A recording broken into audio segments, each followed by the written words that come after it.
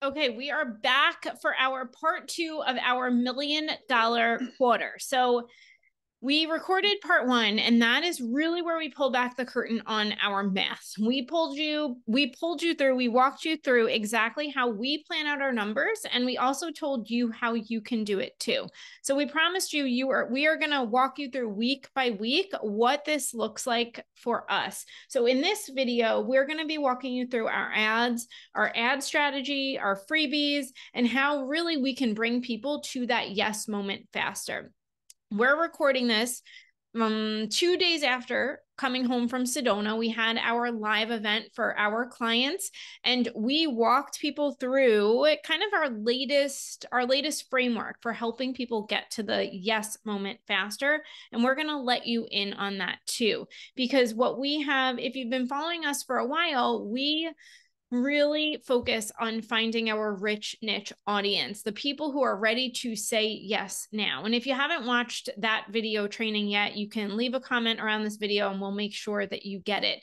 But basically, we are all about not just getting any leads in. A lot of people are focused on just this idea of more and more leads, growing your audience just to grow your audience. And we're really focused on getting the right people in, the right people who want to solve their problem, the right people who want to make a change, the right people who are ready to say yes. So what we're going to be walking you through is how we do this with ads, to the point where you literally, and this literally happened to me at our live event, where one of our clients came up to me and said, I just want to say thank you for running ads. Thank you for creating your secret podcast. Thank you for doing your podcast. Thank you for being willing to spend money on ads. And she went on, and that like really struck me, and we shared it with the whole room, because your perfect people are waiting to find you. They're looking for you, and I am willing to spend money so those perfect people are able to learn about us and our company and about what we do, because we know we have something special worth spreading. So we're going to walk you through the ads in that. And I don't know how you feel about ads, but we love them. We've built our whole business on them. It has always been, especially as growing up with young kids in the house, it was my time or my money. And when my kids were younger, I didn't have a whole lot of time, and I was always willing to spend money to get in front of our perfect people. So let's talk about ads. And then I will also talk about the productive nothing space that also came up at our live event. But let's talk about your strategy. So Dan's here again, and if you're watching the video, you know that because you can see him. But let's talk about your ad strategy, because just background, we've been running ads for almost 12 years at this point.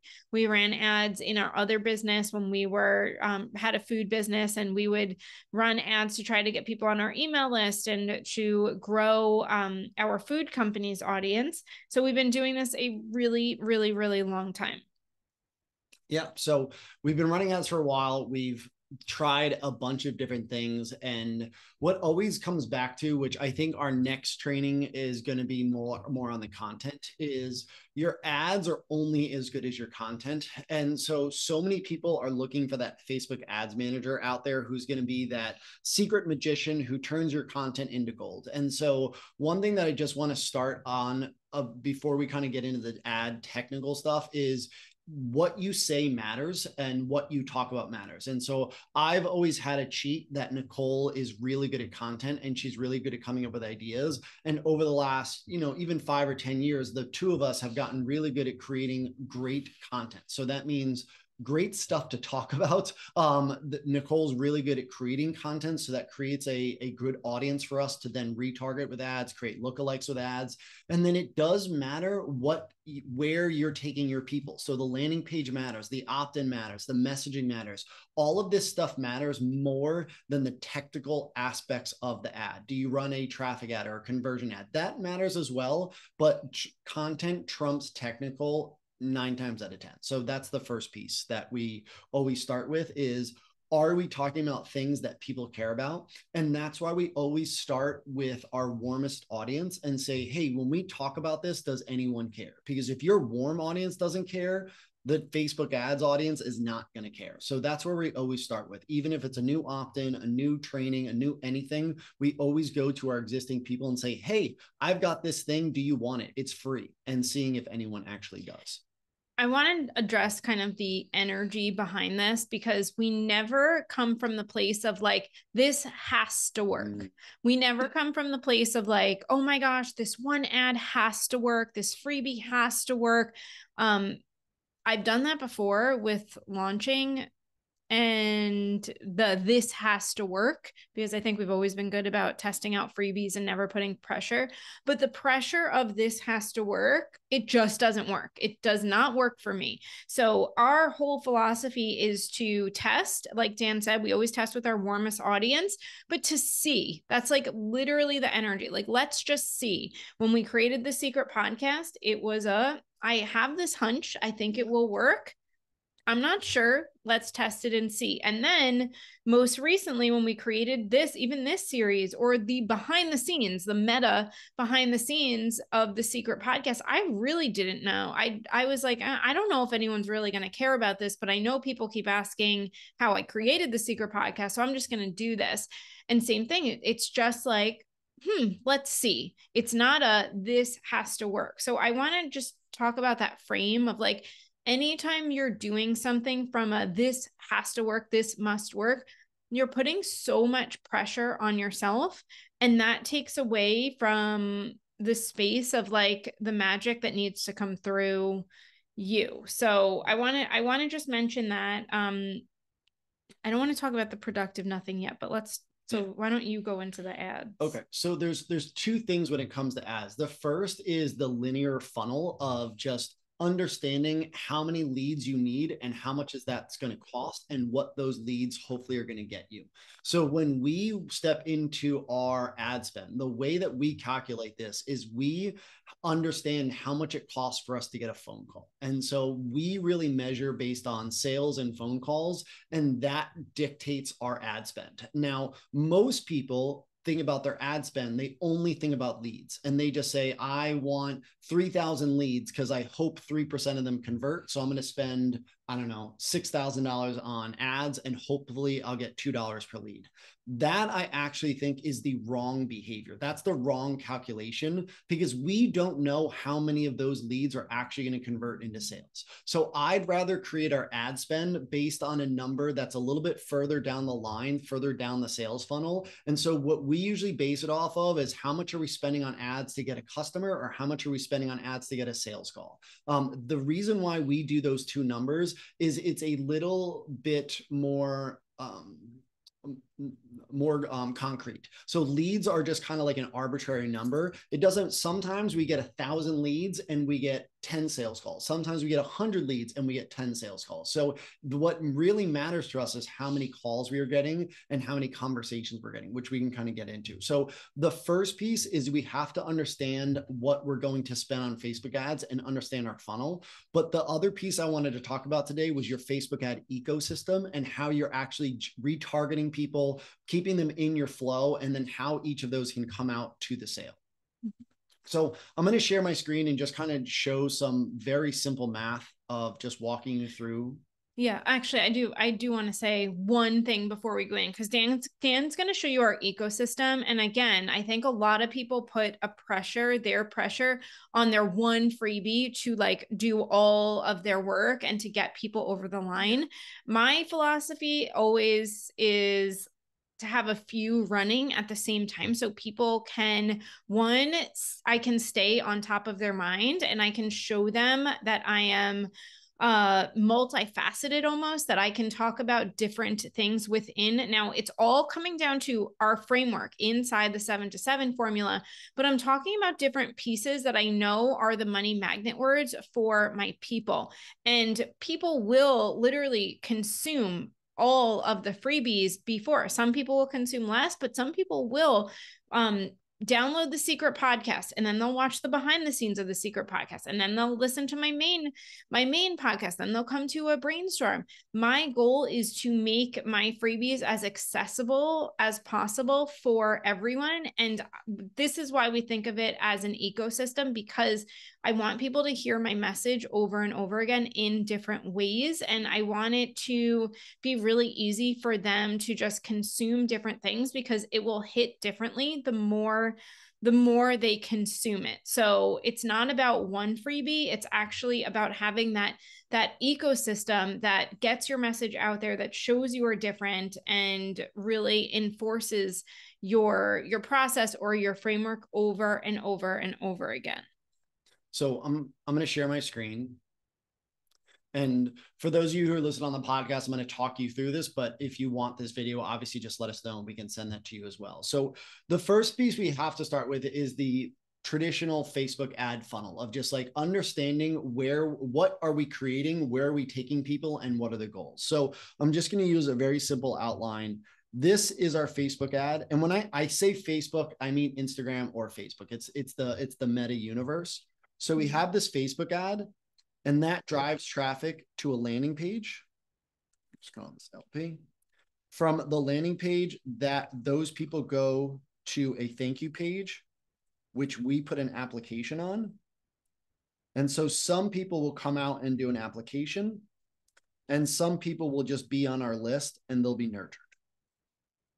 Now, the reason we had to draw this all out is because we need to understand that there are certain costs here. You're spending money up here. You're spending money for your Facebook ad, but what you're actually buying are leads and applications. And even from here, let's go to, I'm going to call it a sales event. We take them to either a sales call, a brainstorm, anything. Down here, we're also taking them to a sales event. So what we need to understand is when we put more money in up here, how many more people show up on the sales event, applications, or even on the thank you page, even with leads. And what I said earlier is most people are only analyzing how many leads they get. And they're comfortable if they get more leads, they're comfortable spending more on Facebook ads. What we do is we actually measure, I'm just going to highlight, we measure applications and sales events.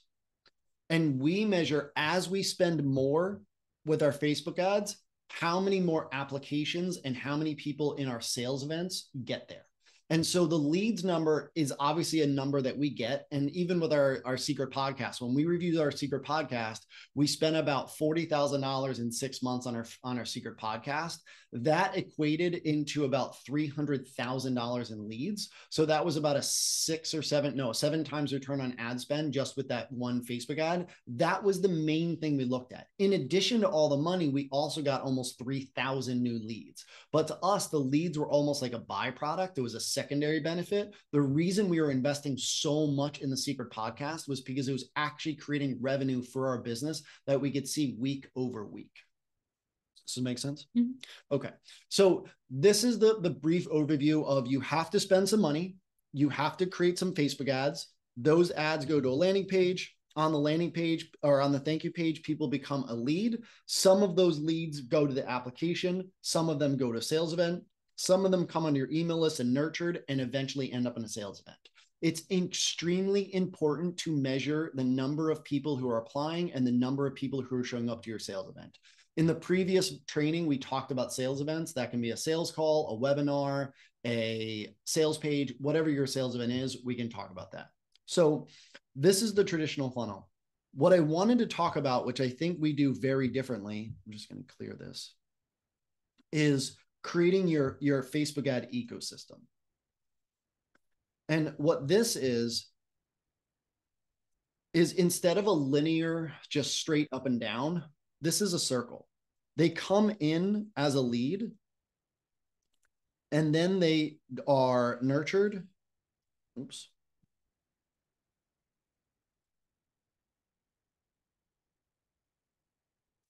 And then go to a sales event. And then they can cycle back. The goal here is they come in as a lead and they go from nurtured, and then hopefully some of them come to a sales event. Some people become a lead, they fill out an application and they buy right away. Some people are nurtured for a little bit. They go to a sales and then they go to a sales event and buy. Some people have to, actually, I'm sorry, it's not it's a conversation. Some people have to have a conversation with us and then they become a sale. The reason why this is a circle and what Nicole was talking about is we could have opt-in 1. We can have a second opt-in. We could have a third opt-in. We can have different opt-ins that people are opting into at different times. So we have our secret podcast, we have our rich niche, we have behind the scenes, we have our $1 million workshop. We have all these different opt-ins that are bringing in leads, but our warmest audience can come in as a lead, be nurtured, and then go opt into something else and then be nurtured more. So that's the first step. With the nurturing, there's a number of different ways to be nurtured. There's a way people can read our emails and be nurtured. They can show up to a brainstorm. They can watch one of these additional trainings. They can listen to our podcast. There's a million different ways for us to nurture them. The same thing with conversations. With conversations, sometimes people have one conversation. Sometimes they have 6 different conversations with us. It's just an opportunity for them to get to know us better and then become a sale. And so what we've created, and I didn't even mention with nurture, we can even have video ads or ads that nurture them. So there's a number of different ways to do this. And what most people are thinking is they're thinking too linearly. They're thinking, okay, we've got a Facebook ad and then we've got leads. And these are the only 2 things that I can control with my Facebook ads. Whereas with us, what we're really looking at is we're looking at what is the ecosystem? What is the ecosystem that we are building that we can leverage Facebook ads to support? So Facebook ads support us with our leads. They support us with our nurturing, and they even support us with our conversations, because the more leads we have, the more nurturing we do, the more conversations we get. And we're going to talk about this a little bit more on the next training, but we're also our content. So how Facebook ads can also support us is getting our content out to more people with video view ads or engagement ads. That helps with the nurturing, but that additional nurturing helps us get more conversations. So this ecosystem is a more cyclical way of viewing things. The other thing that I was speaking with someone today is that people think running Facebook ads is a risk, and it is. And so what we want to do is we want to be as conservative as possible, and we want to see the results from our Facebook ads as quickly as possible. And in traditional launches, what you're doing is you're spending money first and then you're selling. So you're actually only making decisions based on historical data that you can't change. So let's say you spend $10,000 on Facebook ads and you make $10,000 in sales. You're like, wow, that stunk. I wish I'd spend less on Facebook ads. But conversely, if you spent $10,000 on Facebook ads and made $100,000, you might say, wow, I wish I had spent more on Facebook ads.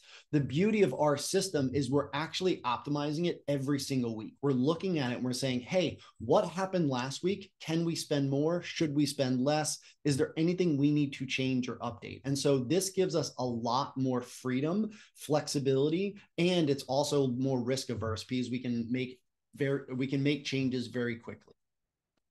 Can we take a second and talk about the creatives? Because I know a lot of people get stuck here. Yeah. The other thing I want to talk about is with the freebies, and I'll just talk about this for a second, but as we do new freebies, I am doing them very quickly. This isn't something that we are overthinking about.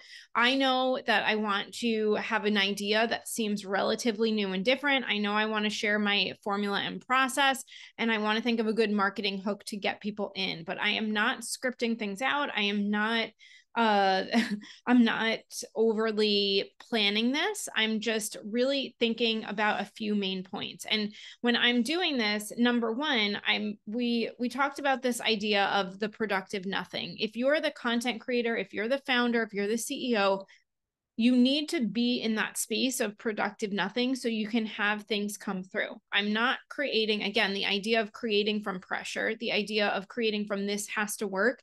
It just doesn't work for me. I'm not my most creative self. So I know I have to be in that space of productive nothing where I'm feeling really grounded and connected and I'm letting ideas flow through me. So I'm not in the space of like forcing, because that does not work. I have to be in a very inspired and aligned mode, because otherwise you can feel that too. So if you're the content creator and you're the CEO and the founder, you need to create space for that productive nothing. And that's going to look differently for everyone. So let's take a second. Let's talk about creative, because I know a lot of people get really hung up on like what they should do. And I feel like we're in a time where kind of anything can go. Well, I would say we're kind of in a time of less is more. Back, I don't know, 2 years ago, is that when kind of reels were really popular? I think reels used to be really popular. So we were doing a lot of ads with reels, which required more video editing and more work. Before that, Insta stories were really popular. So again, videos cut down to size and getting them on into those Insta stories. Now our Facebook ads are the simplest they've ever done. That we're really sticking with those graphic images with some copy on it. And what really is more important than ever is attracting someone's eye with your ideas and saying, hey, this right here is literally eye-catching because it's so important. This idea is so interesting that you're going to stop the scroll. There used to be a really big push to use crazy images. Like I remember there was an ad with a guy on a unicorn with like a bright rainbow, and everyone's like, colors, just get people to stop. We are in the age of distrust as well. So all those fancy fake looking things just look too fake now. So the more direct, the more specific you are, and the better your copy is, the better you can connect to your person's problems or the results they want, the better your ads are going to perform. So for us, that looks like simple images of Nicole, an attention grabbing headline across the picture. We've even used some with just like a plain background, like a white background, a blue background, with some copy on it. So the simpler it is, the better it seems to perform. Yep. Okay. So we talked about ads. We talked about our ad strategy. We talked about our freebies. And again, honestly, like you could just go to our Facebook ads library and look at all of the freebies we have running. Is there anything that would surprise them if they went to look at that? I think most people would probably be surprised with how simple our ads are in terms of copy and in terms of images. I was speaking with someone yesterday, and she was like, I don't know how to write ads, like copy for ads. And I was like, it's the same way you write copy for anything else. It's generally a little bit shorter, but she came up with a really good idea for a really long ad. And I was like, wow, that looks really great. Let's try it. So there is no like set formula that everyone must follow. For us, we find a more direct approach works really well, but we are also in the business coaching space, and there isn't a lot of fluff here. So if you are in a more relationship-based industry or something like that, you may need to tell more stories. It may be a little bit more little longer. But for us, I think the simplicity of it is really, that also helps with our speed too. Like because we keep things so simple, we're able to get a lot up there and out. And then, I mean, even in June, we did a complete audit of our Facebook ads, and we went super creative of just like writing longer copy, writing shorter copy, trying out different images. But we had done that because we had been running ads for 6 months, and we had spent a significant amount of money. And we're like, all right, what if we could get this better? What if we can improve upon it? And so that's the other thing with Facebook ads, is we try to get a baseline of like, okay, we're happy with this. And like, for example, cost per lead. I generally like our cost per lead somewhere around $15. And I just want that. I want to know that, because if something's like $50 per lead, I'm going to take a really hard look at it. Conversely, if something's $2 per lead, I'm also going to be like, wait, what's going on here? Is this really too cheap? So you have to kind of you understand your baselines. And then it becomes kind of like this creative game of just like, hey, is there something I could do that would create a cost per lead or a cost per call that would be a little bit lower? And it becomes this kind of this competition, almost the fun competition. How often are you changing our images? I forget. Not that often. So because we are running so Nicole is extremely creative. So she's coming up with new ideas for opt-ins every month to 2 months. So our images do not change all that often. Like I said, from January to June, we did not change any of our images. And then in June, we rolled out like 3 new images, 3 new pieces of copy, and we tested all of that. And to be honest, they didn't perform all that much better. So when we find something that works, we generally stick with it. And but I would probably recommend everyone change their images probably every 3 months. And when I say change, I mean test new images, is see if they do better. Don't turn off ads if they're working. We've had ads that have worked for over a year. So don't turn them off. Just add new creatives to your ad set and see if they outperform the other ads. How do you know when it's time to try out a new freebie? Ooh, So I'll just say I like to do this every 2 to 3 months, add in a new freebie. I just feel like it keeps things fresh, or I'll go back and we'll update a new freebie. We'll update an old freebie with a new video and take a fresh perspective and then re-promote it again. So again, like every 2 or 3 months after the summer, when we're taking 2.5 to 3 months off from creative, I'm going to do more in September than I normally would. We're in a big content push right now, which you see with this series and creating. I did 2 or 3 new freebies in September, but that's because we took a lot of time off over the summer. So I think it could be a feeling too. I think strategy and data always meet the energy aspect of it.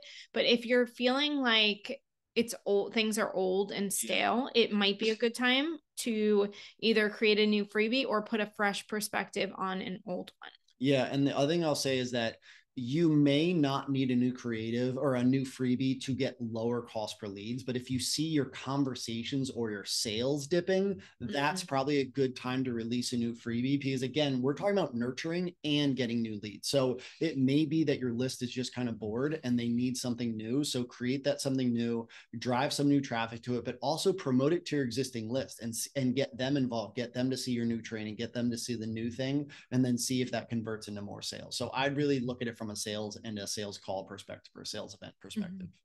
All right. So I think that wraps up our ads conversation about the $1 Million Quarter. Our next training is going to be about content. So remember, every time you're updating this, you're doing new things, you're helping your audience get to that yes moment faster. We're going to be talking about this when it comes in terms of content. But if they watched the first training, if they went and they did the numbers, then what should they be checking on like week over week from video 1? Yeah. So we're going to talk about this a lot more actually in the next video, because one of the things that we measure with content to see if our content is working is the number of conversations we're having with our people. And so what I would be looking at week over week is is my audience talking back to me? Do they actually care what I'm talking about? So that means DMs, comments, engagement on the ad that is more than a like. So we measure saves as well. And then are people talking back to you? Are they actually wanting to have a conversation with you? If you are monitoring that on a week-to-week basis, you should come up with a calculation of how many conversations you need to be having in order to get a call or in order to get a person to buy your product or whatever the thing is. And so that is what I would be monitoring on a day-to-day or a week-to-week basis, is how many conversations am I having. Okay, awesome. Okay, so I think that brings us to the end. I know that you are doing 7-figure scale calls over the next few weeks. So do you want to talk about that for a second? Yeah. So what we decided to do is open up my calendar and really find some additional people who have a business that is actually getting people results with an expert who, as the CEO, who really want to scale this. And what we're looking for is those people who have a business that want to get to 7 figures, that are having their desired impact, but they want to even magnify it. They want to get it even bigger. And especially there's a lot of people who've had years that are major plateaus. So if you're really struggling to break out of that plateau, if you're struggling getting your audience talking back to you, if your engagement has been dipping, if your revenue is kind of flattened out, and you know, like you have a program that's really good, that you're an expert and you're ready to truly take it to the next level and scale, then this call would be for you. But truly, obviously Dan's time is limited. He's serving our clients. He's leading our team alongside of me. So how many spots do you have at a time? We usually have about 3 a week available. So if you just simply respond, if you shoot us an email, hi@NicoleCulver, and say scale call, we will find a time to chat, or we'll ask you a few questions and make sure you're right fit and make sure we can support you. And then we'll find a time to chat. But yeah, that would probably be the easiest. Emails hi@NicoleCulver and just say scale call. hi@NicoleCulver.co. Yes, hi@NicoleCulver.co. Or you can shoot us a DM on Instagram and just shoot a message to @NicoleCulver and say scale call, and she and I will chat with you and figure out if you're the right fit. And if you are, we'll schedule a call. All right. So we'll see you in part 3, where we'll be talking about content.